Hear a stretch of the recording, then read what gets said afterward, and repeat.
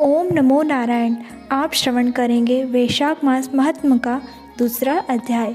इस अध्याय में आप श्रवण करेंगे वैशाख मास में विविध वस्तुओं के दान का महत्व तथा वैशाख स्नान के नियम। नारद जी कहते हैं, वैशाख मास में धूप से तपे और थके मांदे ब्राह्मणों को श्रमनाशक सुखद पलंग देकर मनुष्य कभी जन्म मृत्यु आदि के क्लेशों से कष्ट नहीं पाता। जो वैशाख मास में पहनने के लिए कपड़े और बिछावन देता है, वो उसी जन्म में सभी भोगों से संपन्न हो जाता है और समस्त पापों से रहित हो ब्रह्म निर्माण यानी कि मोक्ष को प्राप्त होता है। जो तिनके की बनी हुई या अन्य खजूर आदि के पत्तों की बनी हुई चटाई दान करता है, उसकी उस चटाई पर साक्षात भगवान विष्णु शयन करते हैं। चटाई देने वाला, बैठने वाला और बिछाने वाला आदि में सब ओर से सुखी रहता है। जो सोने के लिए चटाई और कंबल देता है, वो उतने ही मात्र से मुक्त हो जाता है। निद्रा से दुखों का नाश होता है, निद्रा से थकावट दूर होती है और वह निद्रा चटाई पर सोने वाले को सुखपूर्वक आ जाती है। धूप से कष्ट पाए हुए श्रेष्ठ ब्राह्मणों को जो सूक्ष्मतर वस्त्र प्रदान करता है, वह पूर्ण आयु और परलोक में उत्तम गति को प्राप्त हो जाता है। जो पुरुष ब्राह्मण को फूल और रोली देता है, वह लौकिक भोगों का भोग करके मोक्ष को प्राप्त होता है। जो खश, कुश और जल से वाषित चंदन देता है, वह सब भोगों में देवताओं की सहायता पाता है तथा उसके पाप और दुख की हानि होकर परम आनंद की प्राप्ति होती है। वैशाख के धर्म को जानने वाला जो पुरुष गोरोचन और कस्तूरी का दान करता है, वह तीनों तापों से मुक्त होकर परम शांति को प्राप्त होता है। जो विश्रामशाला बनवाकर प्याऊ सहित ब्राह्मण को दान करता है, वह लोकों का अधिपति होता है।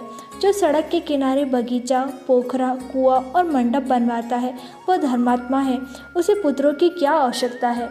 उत्तम शास्त्र का श्रवण, तीर्थ यात्रा, सत्संग, जलदान, अन्नदान, पीपल का वृक्ष लगाना तथा पुत्र, इन सातकों को विज्ञ पुरुष संतान मानते हैं। जो वैशाख मास में तापनाशक तक्र दान करता है, वह इस पृथ्वी पर विद्वान और धनवान होता है। धूप के समय मट्ठे के समान कोई दान नहीं, इसलिए रास्ते के थके मांदे ब्राह्मण को मट्ठा देना चाहिए। जो वैशाख मास में धूप की शांति के लिए दही और खांड दान करता है तथा विष्णु प्रिय वैशाख मास में जो स्वच्छ चावल देता है, वह पूर्ण आयु और संपूर्ण यज्ञों का फल पाता है। जो पुरुष ब्राह्मण के लिए गोघृत अर्पण करता है, वह अश्वमेघ यज्ञ का फल पाकर विष्णु लोक में आनंद का अनुभव करता है। जो दिन के ताप की शांति के लिए सायंकाल में ब्राह्मण को ऊख दान करता है, उसको अक्षय पुण्य प्राप्त होता है। जो वैशाख मास में शाम को ब्राह्मण के लिए फल और शरबत देता है, उसके लिए पितरों को निश्चय ही अमृत पान का अवसर मिलता है। जो वैशाख के महीने पे पके हुए आम के फल के साथ शरबत देता है, उसके सारे पाप निश्चय ही नष्ट हो जाते हैं। जो वैशाख की अमावस को पितरों के उद्देश्य से कस्तूरी, कपूर, बेला और खस की सुगंध से वाषित शरबत से भरा हुआ घड़ा दान करता है, वो 96 घड़ा दान करने का पुण्य पाता है। वैशाख में तेल लगाना, दिन में सोना, कांस्य पात्र में भोजन करना, खाट पर सोना, घर में नहाना, निषिद्ध पदार्थ खाना, दोबारा भोजन करना तथा रात में खाना, ये 8 बातें त्याग देनी चाहिए। जो वैशाख में व्रत का पालन करने वाला पुरुष पद्म पत्ते में भोजन करता है, वह सब पापों से मुक्त हो विष्णु लोक को जाता है। जो विष्णु भक्त पुरुष वैशाख मास में नदी स्नान करता है, वो 3 जन्मों के पाप से निश्चय ही मुक्त हो जाता है। जो प्रातःकाल सूर्योदय के समय किसी समुद्रगामिनी नदी में वैशाख स्नान करता है, वह 7 जन्मों के पाप से तत्काल छूट जाता है। जो मनुष्य 7 गंगाओं में स्नान करता है, किसी भी उस काल में स्नान करता है, वह करोड़ों जन्म में उपार्जित किए हुए पाप से निसंदेह मुक्त हो जाता है।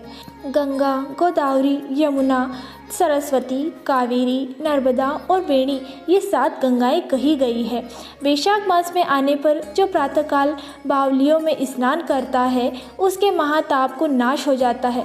कंद, मूल, फल, शाक, नमक, गुड़, बेर, पत्र, जल और तक्र जो भी वैशाख मास में दिया जाए, वह सब अक्षय होता है। ब्रह्मा आदि देवता भी बिना दिए हुए कोई वस्तु नहीं पाते। जो दान से हीन है वह निर्धन होता है। अतः सुख की इच्छा रखने वाले पुरुष को वैशाख मास में अवश्य दान करना चाहिए। सूर्योदय के मेष राशि में स्थित होने पर भगवान विष्णु के उद्देश्य से अवश्य प्रातः काल स्नान करके भगवान विष्णु की पूजा करनी चाहिए। कोई महिरथ नामक एक राजा था जो कामनाओं में आसक्त और अजितेंद्रिय था। वह केवल वैशाख मास में स्नान के सुयोग से स्वतः वैकुंठ को चला गया। वैशाख मास के देवता भगवान मधुसूदन है, अतएव वो सफल मास है। वैशाख मास में भगवान की प्रार्थना का मंत्र इस प्रकार है। मधुसूदन देवेश वैशाखे मेषगे रवो प्रातः स्नान करिष्यामि निर्विघ्नं कुरु माधव। अर्थात हे मधुसूदन, हे देवेश्वर माधव, मैं मेष राशि में सूर्य के स्थित होने पर वैशाख मास में प्रातः स्नान करूंगा। आप इसे निर्विघ्न पूर्ण कीजिए। तत्पश्चात निम्नांकित मंत्र से अर्थ प्रदान करें। वैशाखे मेषके भानो प्रातः स्नान परायण अर्ध तेहम प्रदास्यामि ग्रहाण मधुसूदन। अर्थात सूर्य के मेष राशि पर स्थित रहते हुए वैशाख मास में प्रातः स्नान के नियम में संलग्न होकर मैं आपको अर्घ देता हूँ। मधुसूदन, इसे ग्रहण कीजिए।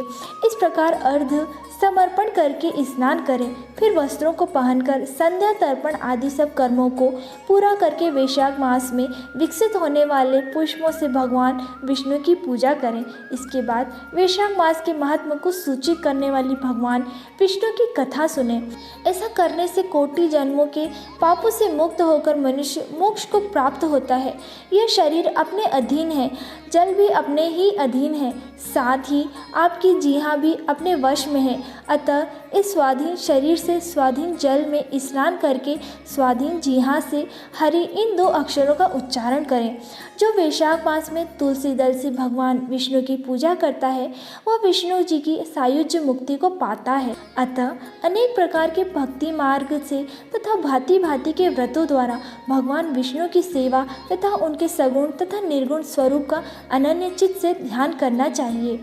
यहाँ पर वैशाख मास का दूसरा अध्याय समाप्त होता है। ओम नमो नारायण।